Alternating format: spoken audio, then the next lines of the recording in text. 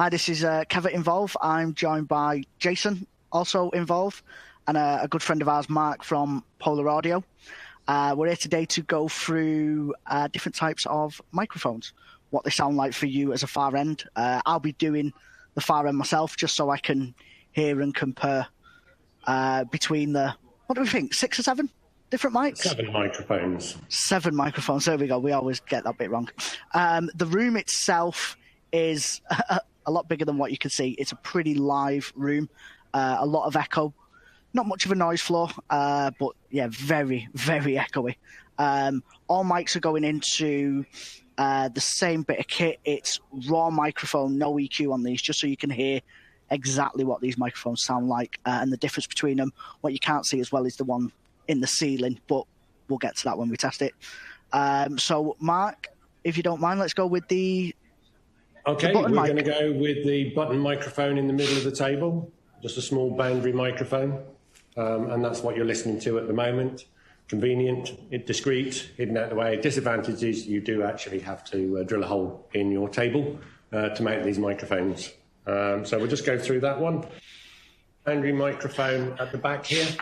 And that's just a small cable one that would sit on the edge of your desk.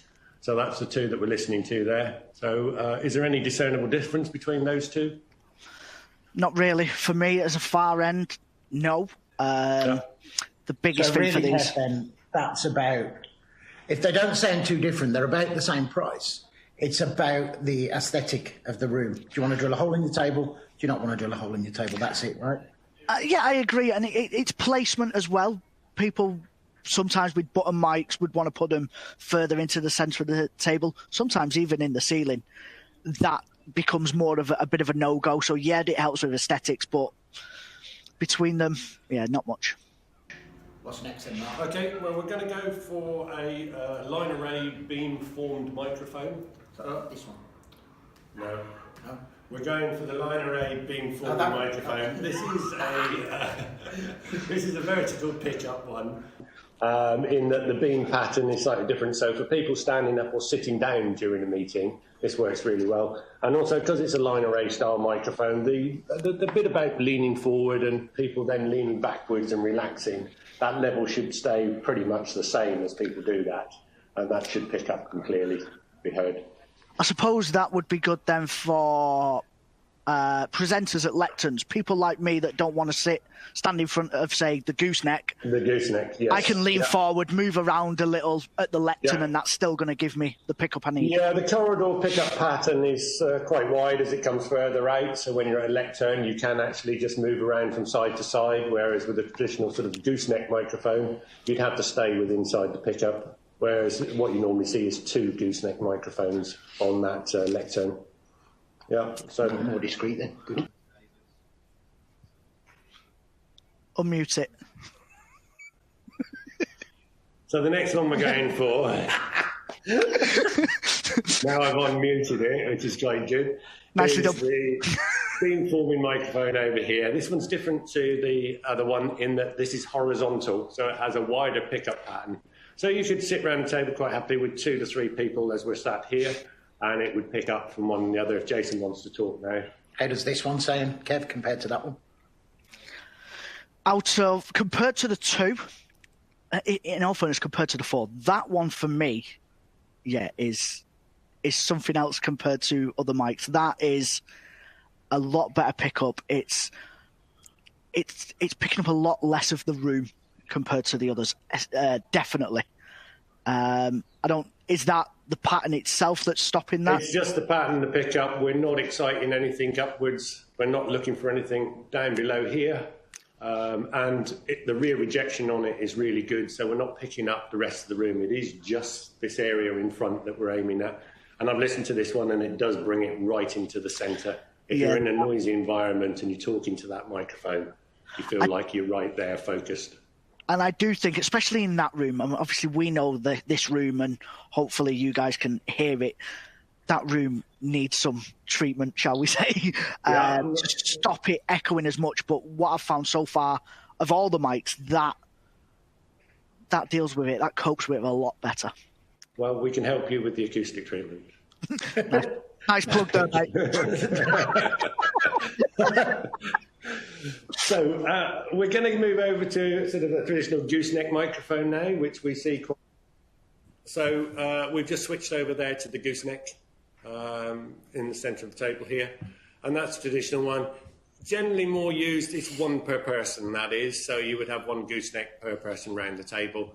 And they used to work fine for telephone conferencing, but if you're in a VC, I'm sat looking directly at the screen here and the camera, but if I was looking at the other screen, which is to my right, the moment I turn my head around, the pattern, I go outside of the pickup pattern, and it completely changes the sound.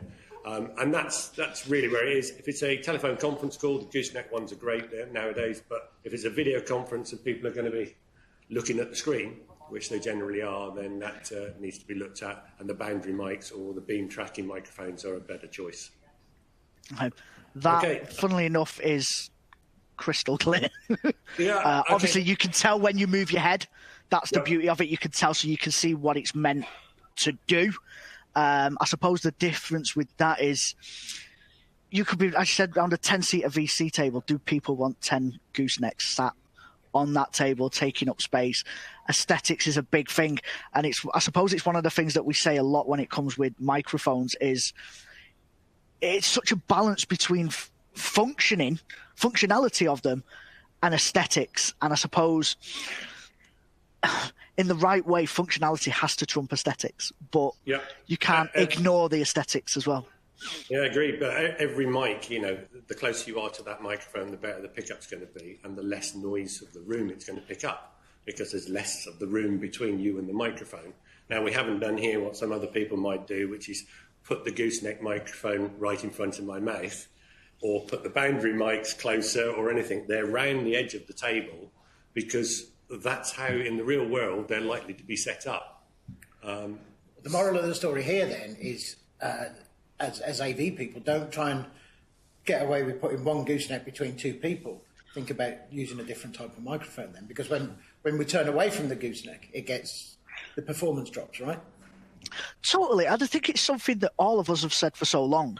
My start into AV was video. I did video conferencing. But even as a video guy, audio is the most important bit. It always has to be. It always has to be. No matter how much I can see you, if I can't hear you, you can't carry on the call. You just have to hang up, and that's the end of it, basically. So, okay, well, we'll carry on. We've got a couple more mics to go. So, okay, I've just switched over to wireless microphone at the moment. That's the one in front here. It's a directional tabletop mounted microphone, but it's wireless, no cables on it whatsoever. So people do like those because they're convenient. You can put them out on the table wherever you need. This will do one between 2, one between 3 at a push. If you were doing one between 3, you'd probably look for the omnidirectional one that they do as well. But that just allows you to get a pickup off of there. You hear me on that mic as well? Yeah, I've got you fine. I do like with them the more directional pattern on them. It's always been a fear with, especially with Omnis, it can pick up the stuff in the middle that you don't want to pick up, especially on a round table. It is picking up. It's picking up more of the room, shall we say? However, we have just flicked to that from the gooseneck and from the beamforming, so it is. I'm expecting it to pick up more of the room, but it's not upsetting. It's a place with no wiring, no cables. So if you've got a difficult space where you can't get the cabling in, then this is an option to be able to put out on the table a small charging dock, and away you go. Definitely. For 12 hours or so. I think the one big thing for that is you have to remember to charge them. It is.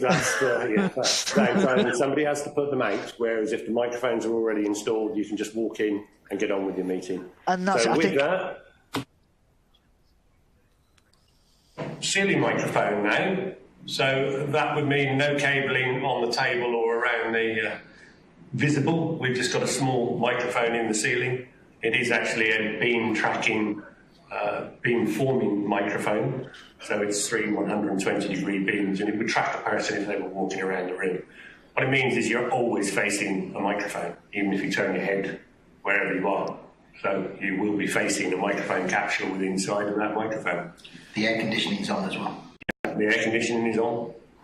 It's not the loudest air conditioning, but we have got air conditioning. We have got a little rack in this corner with a couple of fans going, so it's not trying to hide anything. And as you've already said, the room in here is quite acoustically challenging. It's a typical meeting room without any treatments.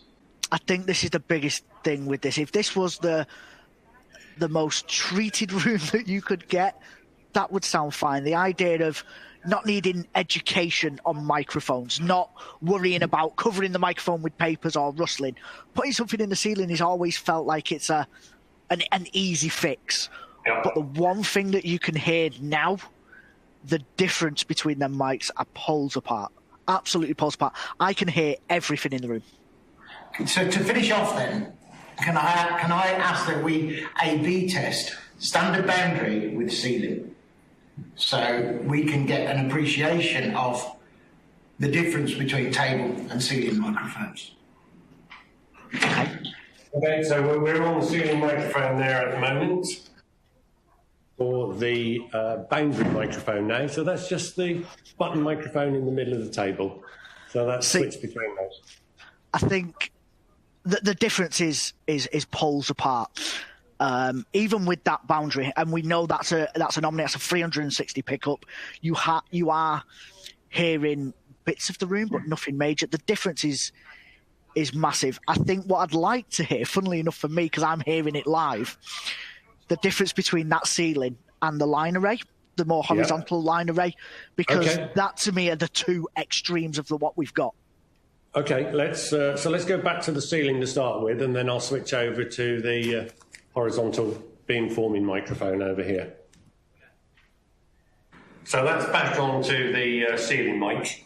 So that's about 2 meters away, 2 and a bit meters probably from where I'm sitting. It's a standard, 600 degree ceiling. Yeah. So that's there at the moment. So we'll switch now to the one over here. And that's the beamforming one, the horizontal one. So that's the difference. What's it sound like? I think he just told us what he's I think he did. That was very obvious, really. It's mental because it's not very often. All the stuff of this that we do and we install and we test, it's not very often you actually get a test like this to actually hear the difference between the two instantly. Same room, same noise, same voices that are going into it. The difference is unbelievable. And when you guys aren't even talking, it's deadly silent. Whereas with the ones in the ceiling, you're still hearing, even with all the other directional and omnis on the table, you're still hearing a little bit of noise. But with, the difference between them two is there's no contest at that point. So at that point, then, we got a winner. I've chosen a winner. Kev's winner then is the stick here, brilliant. We'll leave it there then. Thanks, Mark. Right. Thanks for joining us today. Cheers, Kev. Thank you all. Cheers, Kev. Bye. Bye.